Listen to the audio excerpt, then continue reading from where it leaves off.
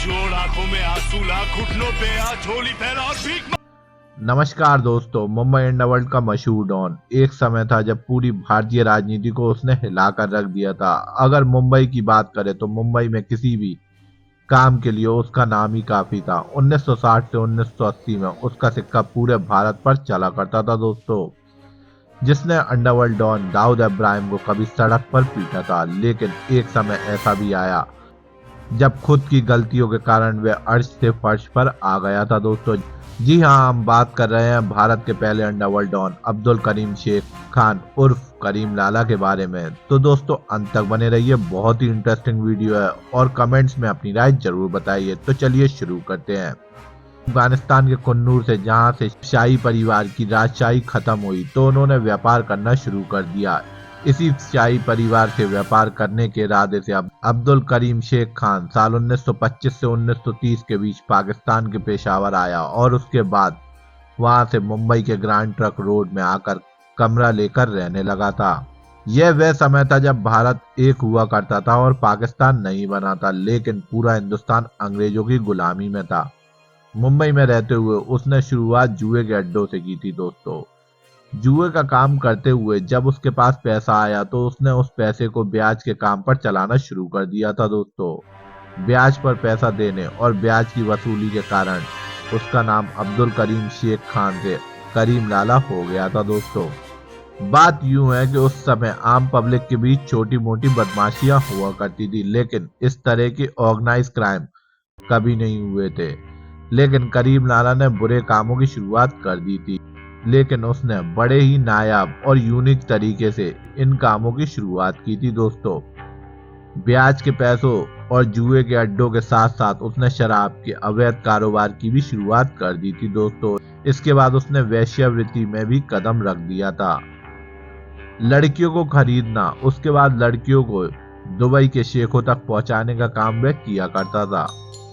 40 के दशक में करीम लाला ने सोने और हीरे की तस्करी का काम शुरू भी कर दिया था। पहले काम छोटे पैमाने पर शुरू किया गया था, लेकिन जब करीम लाला ने इस काम को शुरू किया तो उसका काम करने का तरीका बड़े लेवल पर पहुंच गया था दोस्तों।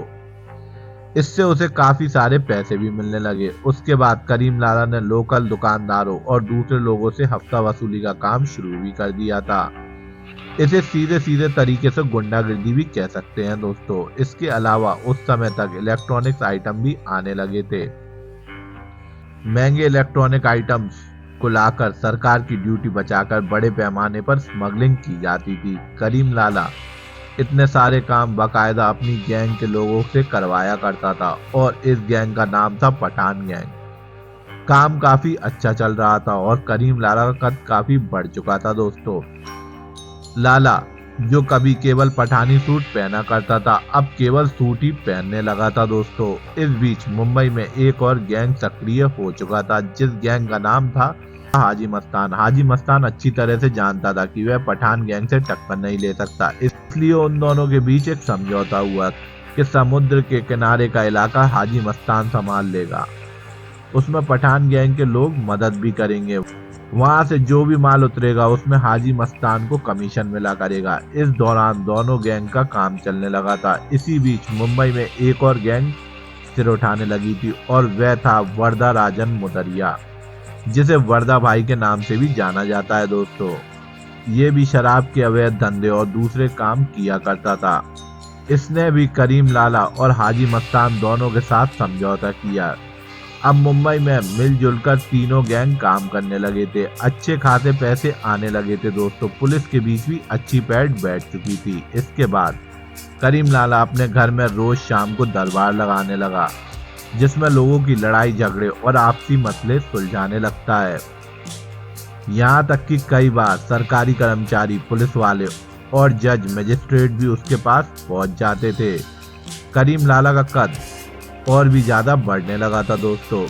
ऐसे प्रॉपर्टी विवाद जिसमें किसी से घर खाली करवाना हो या दुकान खाली करवाना हो, तो सबसे पहले करीम लाला का नाम ही आता था दोस्तों। करीम लाला का कद 7 फुट 2 इंच का था। यह भीड़ में अलग ही नजर आता था।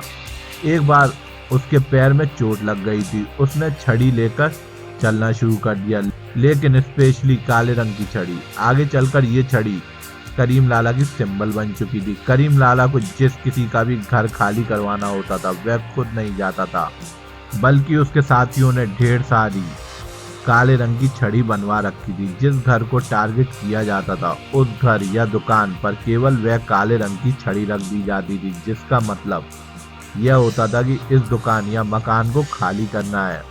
और ये छड़ी का मतलब होता था यहाँ करीम लाला खुद आए हैं। इसके बाद कुछ ही घंटों में वह घर या दुकान खाली हो जाया करती थी।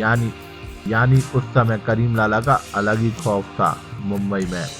वैसे तो करीम लाला का फिल्म इंडस्ट्री में अच्छा खासा दबदबा था। अगर किसी का पैसा ना निकल रहा हो तो वह लाला के पास पहुंच जाता था, पैसा आसानी से निकल आता था।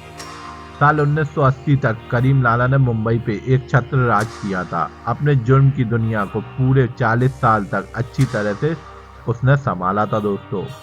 करीम लाला का नाम इंदिरा गांधी के साथ भी लिया जाता है, लेकिन इसके पीछे दोस्तों एक अलग कहानी है। देश की पहली महिला प्रधानमंत्री आयरन लेडी इंदिरा गांधी मुंबई के डॉन करीम लाला से मिली थी। इसके बाद राजनीतिक गलियारों में ये सवाल उठ खड़ा हुआ कि आखिर देश के प्रधानमंत्री को डॉन से मिलने की क्या आवश्यकता पड़ गई। तो दोस्तों ये घटना साल 1973 की है, जब देश में पद्म भूषण पुरस्कारों की घोषणा हुई।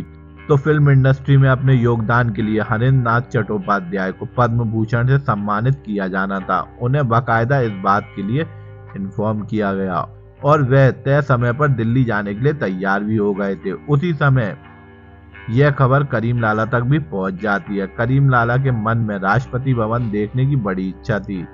वो उसे भीतर से देखना चाहते थे, इसलिए वो हरेंद्र नाथ चट्टोपाध्याय के पास पहुंचे और उन्होंने कहा, मैं आपके साथ दिल्ली चलना चाहता हूं, क्योंकि मैंने आज तक राष्ट्रपति भवन नहीं देखा है।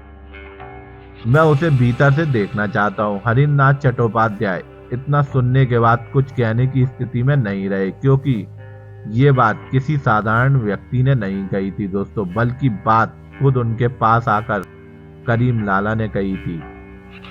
साल 1973 वह समय था जब मुंबई शहर में करीम लाला की टूटी बोला करती थी। करीम लाला को मना करने का मतलब होता था कि अपने आप को मौत का न्योता देना, इसलिए उन्होंने कोई विरोध नहीं किया। जब पुरस्कार देने का समय आया तो हरेंद्र नाथ चट्टोपाध्याय के साथ करीम लाला भी आ गए थे दोस्तों। वह भी राष्ट्रपति भवन के भीतर पहुंच चुके थे। उन्होंने राष्ट्रपति भवन भी देखा। इसके बाद प्रधानमंत्री इंदिरा गांधी हरेंद्र नाथ चट्टोपाध्याय से मिलने खुद उनके पास आईं, क्योंकि हरेंद्र नाथ चट्टोपाध्याय एक सम्मानित कलाकार थे। सिनेमा में उनके अतुलनीय योगदान को आज भी सम्मान से याद किया जाता है दोस्तों। इसलिए एक प्रधानमंत्री के तौर पर जब इंदिरा गांधी उनके पास आईं तो करीम लाला भी वहां मौजूद थे। इसके बाद उन्होंने इंदिरा गांधी के साथ भी एक तस्वीर ली। इसके बाद ये मुलाकात यहीं खत्म हो गई थी। इसके बाद इंदिरा गांधी करीम लाला से कभी नहीं मिली, क्योंकि इस तरह की मुलाकात का कोई भी एविडेंस कभी नहीं मिला था दोस्तों। करीम लाला ही वह शख्स था जिसके जरिए लोगों ने डॉन, स्मगलिंग, तस्करी जैसे शब्दों का नाम सुना था। तो ऑर्गेनाइज क्राइम की उसने ही शुरुआत की थी दोस्तों। इस दौरान एक दूसरे के दुश्मनों के साथ जब लड़ाई होती थी तो उसके भी कुछ रूल्स और रेगुलेशन हुआ करते थे दोस्तों, जिसमें फैमिली मेंबर्स को लड़ाई का हिस्सा नहीं बनाया जाता था, ना ही उन पर अटैक किया जाता था। लेकिन बदलते वक्त के साथ इस दुनिया के रूल्स और रेगुलेशन भी बदल चुके थे दोस्तों। अब तो बदला लेने के लिए फैमिली को टारगेट किया जाने लगा था। साल 1980 आते आते वर्दा राजन मुदरिया ने अपना काम धंधा समेट कर अपने आप को इस लाइन से अलग कर लिया था। इसके साथ ही हाजी मस्तान ने भी पॉलिटिक्स की तरफ अपना रुख मोड़ लिया। इसके बाद भी पठान गैंग सक्रिय रही, लेकिन यह वो दौर था जब दाऊद इब्राहिम मुंबई में डॉन बनकर उभर रहा था। लेकिन अब बात लड़ाई, मारपीट और खून खराबे तक पहुंच गई थी। साल 1981 से लेकर 1985 के बीच दाऊद इब्राहिम और पठान गैंग के बीच मुंबई गैंग वॉर हुआ करता था। इस पे मैंने एक डेडिकेटेड वीडियो बनाई है दोस्तों, कृपया जरूर जाके देखें। साल 1981 में ही दाऊद इब्राहिम के भाई शब्बीर कासकर को पठान गैंग के लोग मार देते हैं। इसके बाद दाऊद इब्राहिम भी अपने भाई का बदला लेता है और करीम लाला के भाई रहीम लाला को वह 1986 में जान से मार डालता है। इसके बाद लोगों ने सोचा कि करीम लाला बहुत कुछ करेगा, लेकिन बढ़ती उम्र और गैंग के लोगों के कम होने के कारण वह शांत पड़ गया। इसके बाद करीम लाला धीरे धीरे इस लाइन से अपना धंधा पूरी तरह समेट कर एक शांति की जिंदगी गुजारने लगा था। तो दोस्तों ये थी देश के पहले अंडरवर्ल्ड डॉन करीम लाला की कहानी। तो दोस्तों कमेंट्स में आप जरूर बताइए कि करीम लाला की स्टोरी आपको कैसी लगी और आपको कौन सा अंडरवर्ल्ड डॉन पसंद है। इसी के साथ मैं ये स्टोरी समाप्त करता हूँ। आशा करता हूँ ये स्टोरी आपको कुछ नॉलेज देकर गई हो। ऐसी क्राइम से भरी स्टोरीज के लिए मेरे channel treasure knowledge TV Hindi को लाइक एंड सब्सक्राइब कीजिए और कमेंट में अपनी राय जरूर बताइए। जब तक के लिए धन्यवाद। जय मां भारती।